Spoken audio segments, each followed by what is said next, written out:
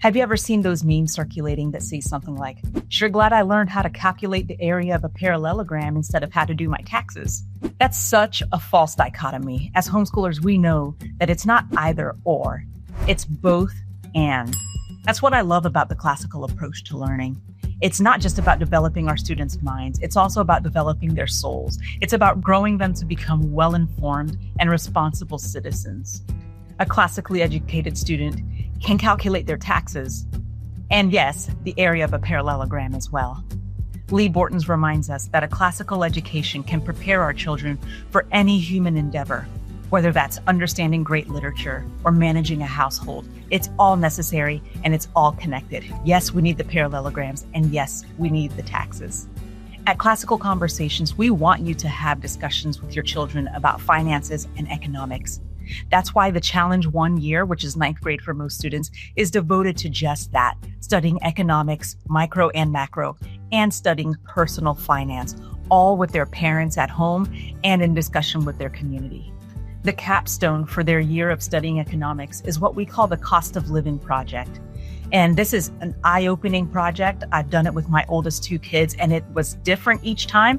They each learned something new. I learned something new about them, and it was just a great project. The project can be done in one of 2 ways, depending on your students' interests and what you as the teacher know that they need or need to learn. We'll call these 2 options Project A and Project B. Let's talk about Project A first. And this project is where you take a close look at the present. Project A has your student answering this question: how much does it cost for me to live in my current family situation? This project takes a close look at all the expenses that a family might incur over a month.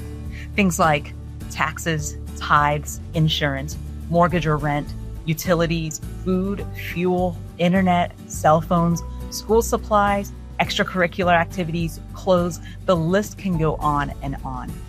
So once you've calculated all of those possible expenses with your student, have them estimate their fraction of each of those costs, their percentage of it that they are using themselves. Let their estimates be realistic. So parents, this can be a good time to talk about things like those long showers or leaving the bedroom lights on all day. Think through it and have them really think hard about how much of the family expenses that they are incurring. After all those calculations, ask your student to think about what they've learned. Did anything surprise them? And how does what they've just learned through these calculations inform some decisions that they might make for the future or for the present? Now, a quick note here, how much you discuss your actual family income is completely your choice. Some families are comfortable sharing exact numbers, while others might want to keep it theoretical, and others may just not even want to talk numbers and just talk percentages. However you do that is completely up to you to keep in line with your family culture. This project opens the door to some really good conversations. You can talk about stewardship, you can talk about needs versus wants, and you can talk about priorities and how families prioritize different things. For instance, what one family spends on books might be the same amount another family spends on streaming services. Or one family might spend a certain amount on sports equipment or sports activities, while another spends it on, for instance, music or musical instruments and lessons. So these are all different things, and you can talk with your student about that. Now let's look at Project B. This one is called A Look into the Future. This asks students to think about themselves at about age 23, near the end of their education, as they're beginning life on their own, and calculate how much it costs for them to live on their own. It's kind of like that game MASH that you played as a kid, but it's way more fun and it takes way more research. You can get really into this. First, you have your child choose a job or a career. And depending on your student, this may be the quickest part of it or take the longest. And it just depends on whether or not your student already knows what they want to do in the future or already has a pretty strong idea of the things that they might be interested in. If your student doesn't yet know what they might want to do in the future, you can try an online job skills assessment to maybe get in the ballpark. Or you can simply remind them that by choosing a career for this project, they are not making a declaration that they're now held to for the future. They're simply just choosing a job just to have a number for a salary and to be able to complete the project. It does not have to be something that they're held to.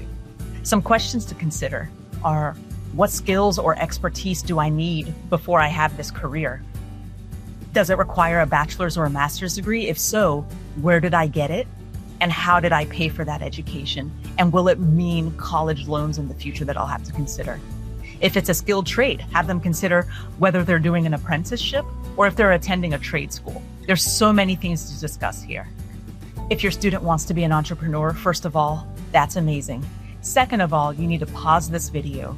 Go to another video on our channel called Teaching Entrepreneurship Through Homeschooling, and then come back here. This conversation is also a great time to define some terms if you haven't already. Take a look at all the options available after high school, like college, trade school, apprenticeships, gap years, military service.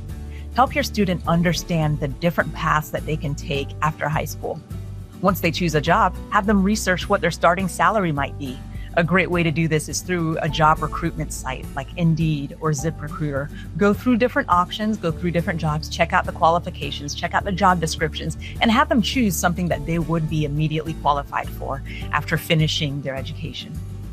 Now that your student has a job and knows what their starting salary will be, you can move on to the next question, which is, where do you live? What city do you live in? And does your salary cover the expenses of living in that city? Would it be cheaper and a better use of your money to live somewhere else? Once they settle on a location and they know where they want to live, you can now pull up Zillow and look up apartments or houses there and get an idea of what it would cost per month to live where they want to live. Once those big decisions are made, you can have them calculate all of the other monthly expenses that they would incur living on their own. Things like rent, utilities, gas mileage, a car payment if they have one, student loans if they carried one with them, entertainment, clothing, taxes, tithe, savings, retirement, insurance. That list can go on and on and on. Have them think deeply about all of those things, all the categories that it really takes to live on their own. And don't let them forget food. Are they buying food from the grocery store? Are they budgeting money for a few times to eat out with friends a month? Encourage them to do some good research to get accurate estimates. This is a good time to talk to your student and show your student how to do some very adult things. Things like looking up information in a company's website, or comparing different plans and different rates, or even getting on the phone and calling a customer service representative to answer questions that you didn't see answered on the website. These are all amazing life skills to give your student before they've left your house, and this project is a great way to teach those. When all that's done, take a look at all the expenses and all of the income, all of your calculations, and have your student answer some questions. Does the salary you're bringing in and the expenses you're taking out really support the lifestyle you want? Do you have bigger financial goals like buying a house or being married or having kids that you want to save up for in those early years while you're living on your own? Take a look at those numbers and ask your student what things they can learn, what changes they can make, what plans they can make now to be able to prepare them for the future that they want later. What I love most about this project is that it bridges the theoretical and the practical. Yes, they're reading about economics in books, but they're also learning about these personal finance day-to-day decisions that really affect economics. They're seeing how economic principles play out in their everyday lives. So whether you choose Project A, Project B, or both, you can choose both. These exercises really help develop critical thinking. They develop research skills, and they build financial literacy all at once. That's the classical model at work, where all of these subjects are interconnected and interrelated, and you get to have these good discussions with your student. I'd love to hear how this project goes in your homeschool. If you have any practical tips or some crucial advice that worked for you and your student, drop it in the comments below so that we can all share in the knowledge. Thanks for watching. Have a great day.